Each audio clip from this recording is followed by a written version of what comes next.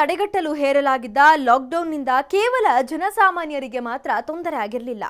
ಕಳೆದ 10 ತಿಂಗಳಿನಿಂದ ಶಾಲೆ ಶುರುವಾಗದ ಹಿನ್ನೆಲೆ ಮಕ್ಕಳ ಕಲಿಕೆಗೂ ತೊಂದರೆಯಾಗಿತ್ತು. ಆದರೆ ಇದೀಗ ಇಂಥ ಭಯ ಬೇಡ. ಎಸ್ಎಸ್ಎಲ್ಸಿ ಸ್ಟೂಡೆಂಟ್ಸ್ ಜ್ಞಾನಾರ್ಜನೆಗಾಗಿ ಡಿಜಿ ಸ್ಕಾಲರ್ಸ್ ಸಹಭಾಗಿತ್ವದಲ್ಲಿ TV5 ವಿದ್ಯಾರ್ಥಿಗಳಿಗಾಗಿಯೇ ತಂದಿದೆ ಒಂದು ಸುವರ್ಣಾವಕಾಶ. ಇದೇ ಈ ಹೊತ್ತಿನ ವಿಶೇಷ ಕ್ಲಾಸ್ ರೂಮ್. ನಾನು Likhitha Girish.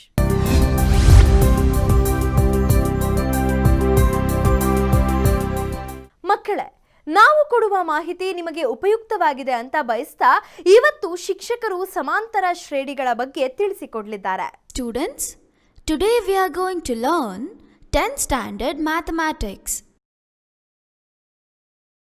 In that, let's learn about the chapter Arithmetic Progressions. Let's look into the introduction. You must have observed that in nature, many things follow a certain pattern, such as the petals of a sunflower, the holes of a honeycomb, the grains on a maize cob, the spirals on a pineapple, and on a pine cone, etc. We now look for some patterns which occur in our day-to-day life. Some such examples are: Reena applied for a job and got selected. She has been offered a job with a starting monthly salary of rupees 8,000 with an annual increment of rupees 500 in her salary. Her salary, that is in rupees, for the first, second, third and so on years will be respectively 8,000, 8,500, 9,000 and so on. The next example is: the lengths of the rungs of a ladder decrease uniformly by 2 cm from bottom to top. The bottom rung is 45 cm in length. The lengths in centimeter of the first, second, third and so on till 8th rung from the bottom to the top are respectively 45, 43, 41, 39, 37, 35, 33, 31. Let's look into one more example. In a saving scheme, the amount becomes 5 by 4 times of itself after every 3 years. The maturity amount, that is in rupees, of an investment of rupees 8,000 after 3, 6, 9 and 12 years will be respectively 10,000, 12,500, 15,625, 19,531 rupees 25 paisa. Next example is: the number of unit squares in squares with side 1, 2, 3 and so on units are respectively 1 square, 2 square, 3 square and so on. In these examples, we observe some patterns. In some, we find that the succeeding terms are obtained by adding a fixed number. In other, by multiplying with a fixed number. In another, we find that they are squares of consecutive numbers and so on. In this chapter, we shall discuss one of these patterns in which succeeding terms are obtained by adding a fixed number to the preceding terms. We shall also see how to find their nth terms and the sum of n consecutive terms and use this knowledge in solving some daily life problems. Now let us learn more about arithmetic progressions. Now let's consider some list of numbers. First we have 1, 2, 3, 4 and so on. Second, 100, 70, 40, 10 and so on. Third one, -3, -2, -1, 0 and so on. Fourth one, 3, 3, 3, 3 and so on. Fifth one, -1.0, -1.5, -2.0, -2.5 and so on. Each of the numbers in the list is called a term. Given a term, can you write the next term in each of the lists? If so, how will you write it? Perhaps by following a pattern or rule. Let us observe and write the rule. In this, each term is 1 more than the term preceding it. In this, each term is 30 less than the term preceding it. In this, each term is obtained by adding 1 to the term preceding it. In this, all the terms in the list are 3, that is, each term is obtained by adding or subtracting 0 to the term preceding it. In this, each term is obtained by adding -0.5, that is subtracting 0.5 from the term preceding it.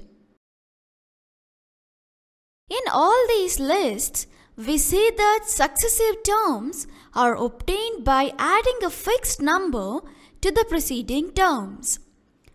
Such list of numbers is said to form an arithmetic progression.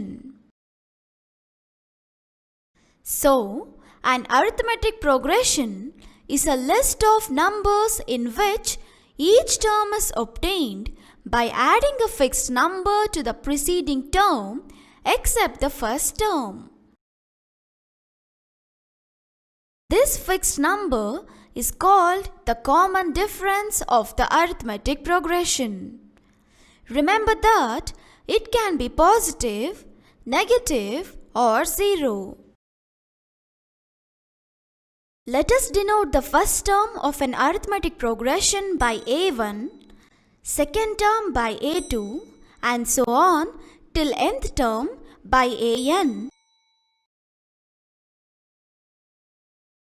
and the common difference by D. Then the arithmetic progression becomes A1, A2, A3 and so on till An. So, A2 minus A1 is equal to A3 minus A2, that is equal to An minus An minus 1, that is equal to D. Let's see some more examples of arithmetic progression. The heights, that is in centimeter, of some students of a school standing in a queue in the morning assembly are 147, 148, 149 and so on till 157.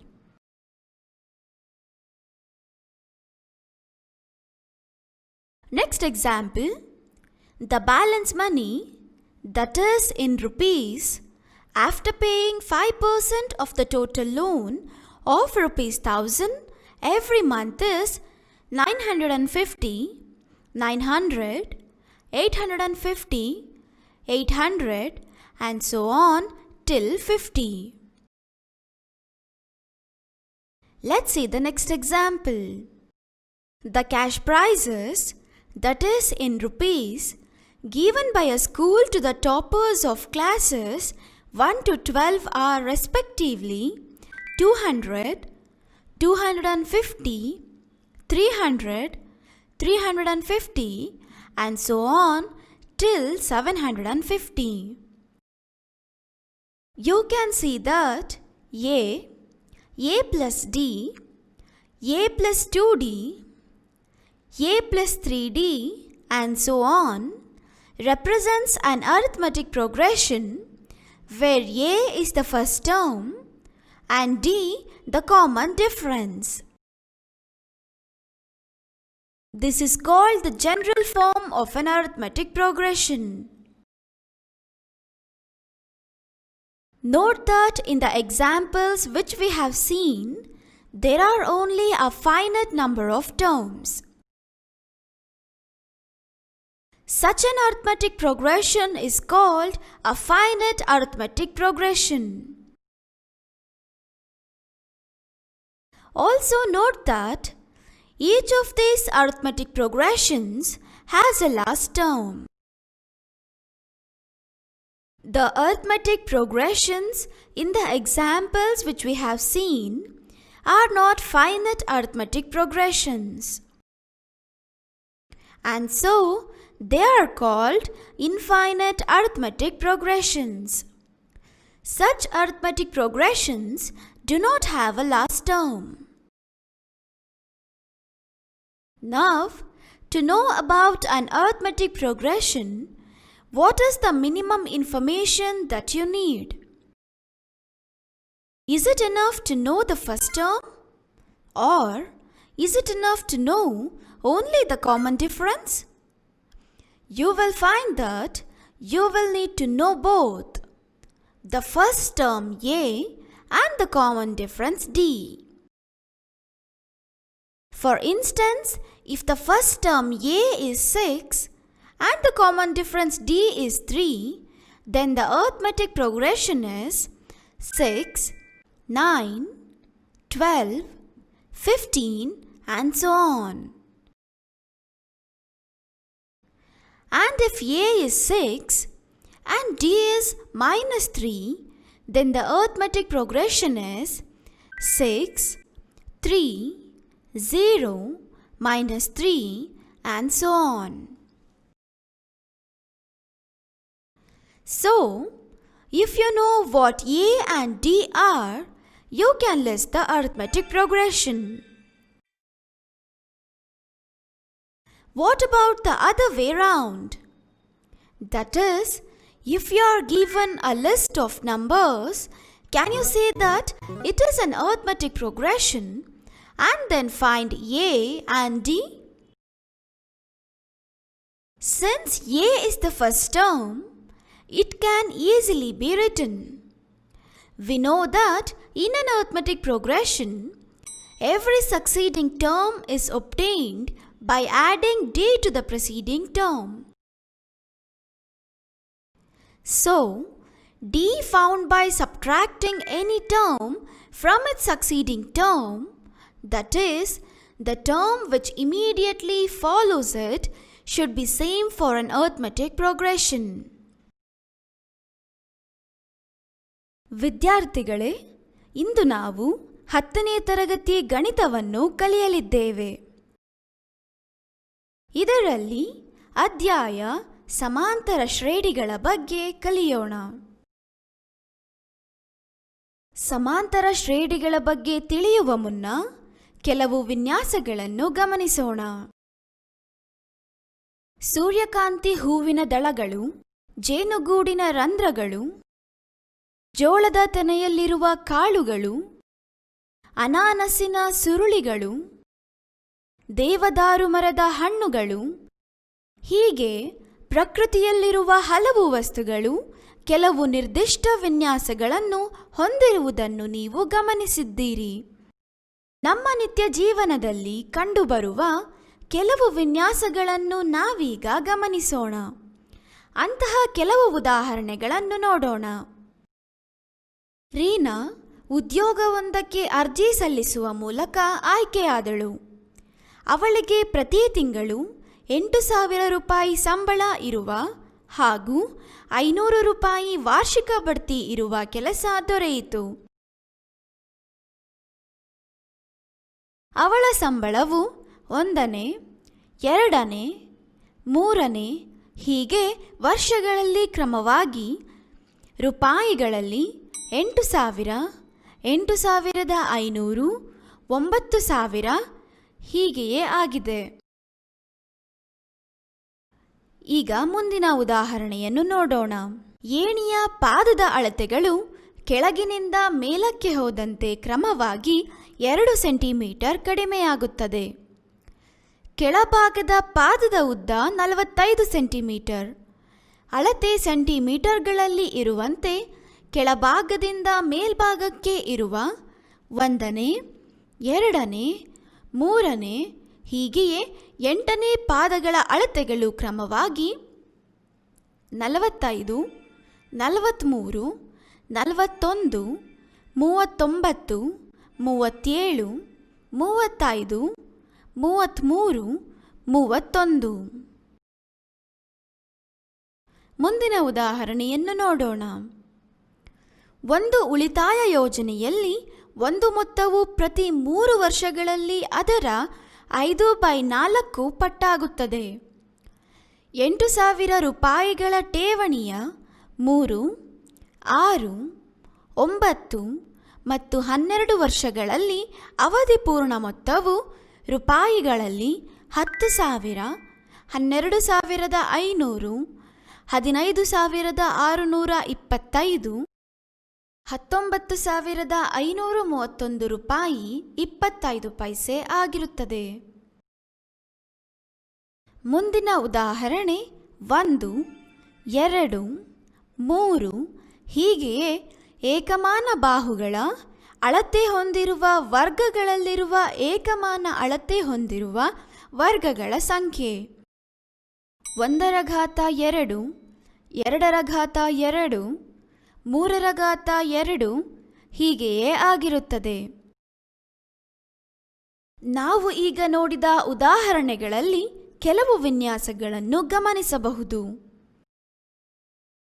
ಕೆಲವು ಸಲ ಒಂದು ಸ್ಥಿರ ಸಂಖ್ಯೆಯನ್ನು ಕೂಡಿಸುವುದರಿಂದ ಮುಂದಿನ ಪದಗಳನ್ನು ಪಡೆದರೆ, ಮತ್ತೆ ಕೆಲವು ಸಲ ಒಂದು ಸ್ಥಿರ ಸಂಖ್ಯೆಯಿಂದ ಗುಣಿಸುವುದರಿಂದ ಮತ್ತೊಂದರಲ್ಲಿ ಅವುಗಳು ಅನುಕ್ರಮ ಸಂಖ್ಯೆಗಳ ವರ್ಗಗಳಾಗಿರುತ್ತವೆ ಇತ್ಯಾದಿ ಎಂದು ನಾವು ತಿಳಿಯಬಹುದು. ಈ ಅಧ್ಯಾಯದಲ್ಲಿ ಹಿಂದಿನ ಪದಗಳಿಗೆ ಒಂದು ನಿರ್ದಿಷ್ಟ ಪದವನ್ನು ಸೇರಿಸುವುದರ ಮುಖಾಂತರ ಮುಂದಿನ ಪದಗಳನ್ನು ಪಡೆಯುವ ವಿನ್ಯಾಸದ ಬಗ್ಗೆ ನಾವು ಚರ್ಚಿಸೋಣ.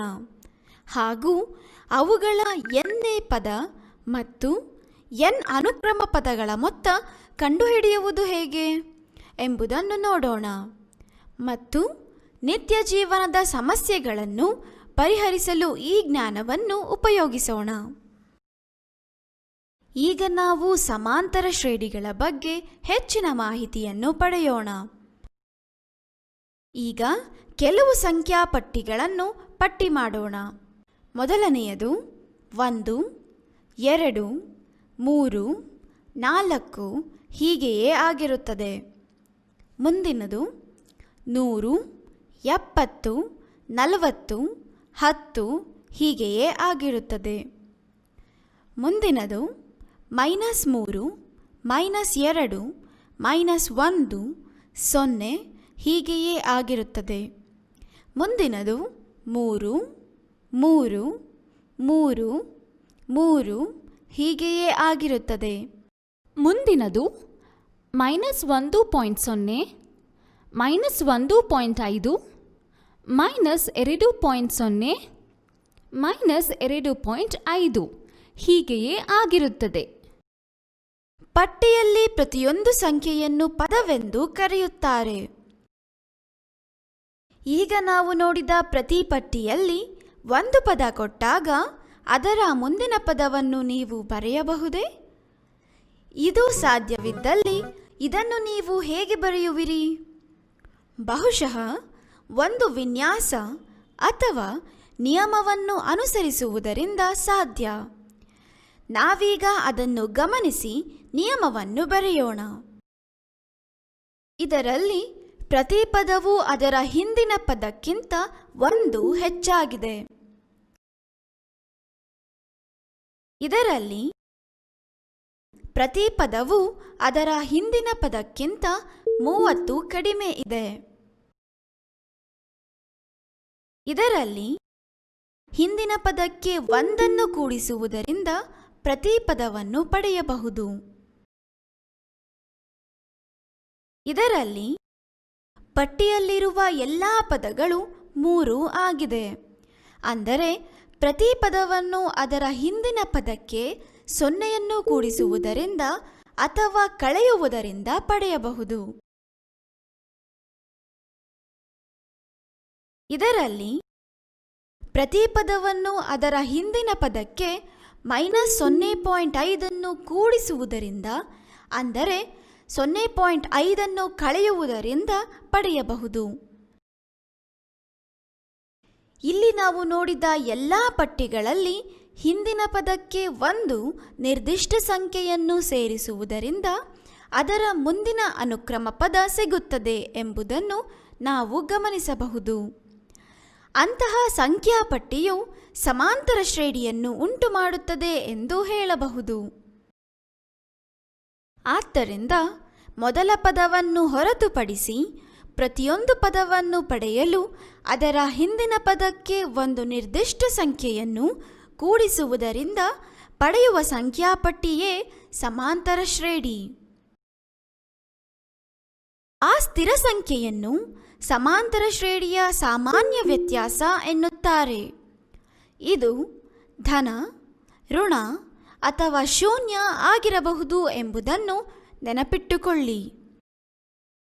ಸಮಾಂತರ ಶ್ರೇಣಿಯ ಮೊದಲ ಪದ A1, ಎರಡನೇ ಪದ A2, ಹೀಗೆಯೇ nನೇ ಪದ An. ಸಾಮಾನ್ಯ ವ್ಯತ್ಯಾಸ D ಆಗಿರಲಿ. ಆಗ ಸಮಾಂತರ ಶ್ರೇಣಿಯು A1, A2, A3 ಹೀಗೆಯೇ An ಆಗಿರುತ್ತದೆ. ಆದ್ದರಿಂದ A2 - A1 equal to A3 - A2 equal to ಹೀಗೆಯೇ ಇದು An - An-1 equal to D ಆಗಿದೆ. ಸಮಾಂತರ ಶ್ರೇಣಿಗೆ ಇನ್ನೂ ಹಲವು ಉದಾಹರಣೆಗಳನ್ನು ನೋಡೋಣ. ಬೆಳಗಿನ ಪ್ರಾರ್ಥನೆಗೆ ಸಾಲಾಗಿ ನಿಲ್ಲುವ ಶಾಲೆಯೊಂದರ ವಿದ್ಯಾರ್ಥಿಗಳ ಎತ್ತರಗಳು ಸೆಂಟಿಮೀಟರ್ಗಳಲ್ಲಿ 147, 148, 149 ಹೀಗೆಯೇ 157.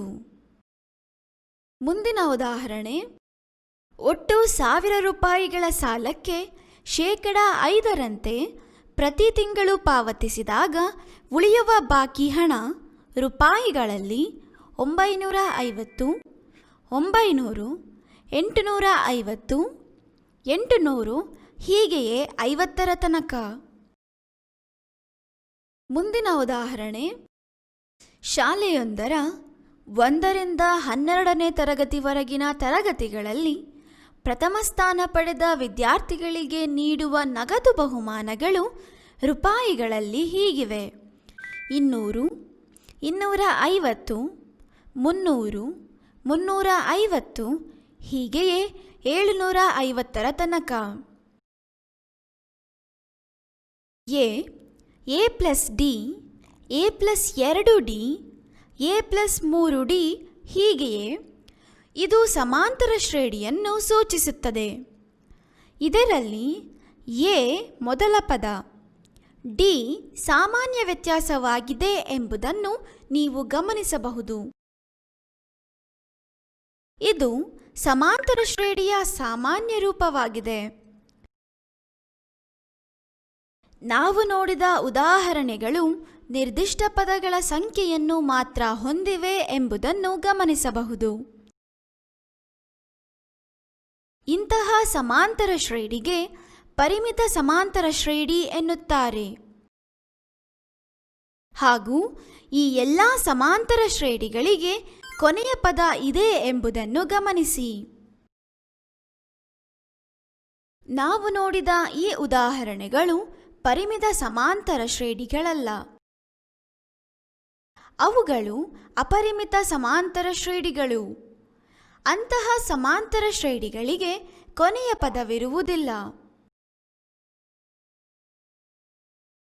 ಸಮಾಂತರ ಶ್ರೇಣಿಯ ಬಗ್ಗೆ ತಿಳಿಯಲು ನಿಮಗೆ ಕನಿಷ್ಠ ಎಷ್ಟು ಮಾಹಿತಿಗಳು ಬೇಕಾಗಿದೆ? ಮೊದಲ ಪದವನ್ನು ತಿಳಿದರೆ ಸಾಕೆ? ಅಥವಾ ಸಾಮಾನ್ಯ ವ್ಯತ್ಯಾಸ ಮಾತ್ರ ತಿಳಿದರೆ ಸಾಕೆ? ಮೊದಲ ಪದ ಮತ್ತು ಸಾಮಾನ್ಯ ವ್ಯತ್ಯಾಸ ಇವೆರಡೂ ನಿಮಗೆ ಬೇಕು ಎಂಬುದನ್ನು ನೀವು ತಿಳಿಯಬಹುದು. ಉದಾಹರಣೆಗೆ, ಮೊದಲ ಪದ ಎಯು 6, ಸಾಮಾನ್ಯ ವ್ಯತ್ಯಾಸ ಡಿಯು 3 ಆದರೆ ಆ ಸಮಾಂತರ ಶ್ರೇಣಿಯು 6, 9, 12, 15 ಹೀಗೆಯೇ ಆಗಿರುತ್ತದೆ. ಎ 6 ಮತ್ತು ಡಿ -3 ಆದಾಗ ಆ ಸಮಾಂತರ ಶ್ರೇಣಿ 6, 3, 0, -3 ಹೀಗೆಯೇ ಆಗಿರುತ್ತದೆ.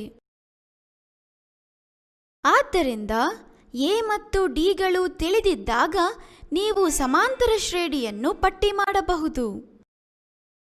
ಇದನ್ನು ಬೇರೊಂದು ವಿಧದಲ್ಲಿ ಯೋಚಿಸಬಹುದೇ? ಅಂದರೆ ಕೆಲವು ಸಂಖ್ಯೆಗಳ ಪಟ್ಟಿಯನ್ನು ಕೊಟ್ಟಾಗ ಅದು ಸಮಾಂತರ ಶ್ರೇಣಿ ಎಂಬುದನ್ನು ನೀವು ಹೇಳಲು ಸಾಧ್ಯವೇ? ಮತ್ತು ನಂತರ ಎ ಮತ್ತು ಡಿಗಳನ್ನು ಕಂಡುಹಿಡಿಯುತ್ತೀರಾ? ಎ ಮೊದಲ ಪದವಾದ ಕಾರಣ ಅದನ್ನು ಸುಲಭವಾಗಿ ಹೇಳಬಹುದು. ಒಂದು ಸಮಾಂತರ ಶ್ರೇಣಿಯಲ್ಲಿ ಒಂದು ಪದ ಸಿಗಬೇಕಾದರೆ ಅದರ ಹಿಂದಿನ ಪದಕ್ಕೆ ಡಿಯನ್ನು ಸೇರಿಸಬೇಕೆಂದು ನಮಗೆ ತಿಳಿದಿದೆ. ಆದ್ದರಿಂದ ಯಾವುದೇ ಪದವನ್ನು ಅದರ ಅನುಕ್ರಮ ಮುಂದಿನ ಪದದಿಂದ, ಅಂದರೆ ಒಂದು ಪದದ ನಂತರ ಕೂಡಲೇ ಬರುವ ಮತ್ತೊಂದು ಪದದಿಂದ ಕಳೆದಾಗ ಡಿ ಸಿಗುತ್ತದೆ. ಇದು ಒಂದು ಸಮಾಂತರ ಶ್ರೇಣಿಯಲ್ಲಿ ಒಂದೇ ಆಗಿರುತ್ತದೆ. ನಾಳೆ ಇದೇ ಸಮಯಕ್ಕೆ ಡಿಜಿ ಸ್ಕಾಲರ್ ಸಹಭಾಗಿತ್ವದಲ್ಲಿ TV5 ವಿದ್ಯಾರ್ಥಿಗಳಿಗಾಗಿಯೇ ಮತ್ತಷ್ಟು ಮಾಹಿತಿಯೊಂದಿಗೆ ನಿಮ್ಮ ಮುಂದೆ ಬರುತ್ತೆ. ಅಲ್ಲಿವರೆಗೆ ನೋಡ್ತಾ ಇರಿ TV5, ಇದು ವಾಸ್ತವದ ಪ್ರತಿರೂಪ.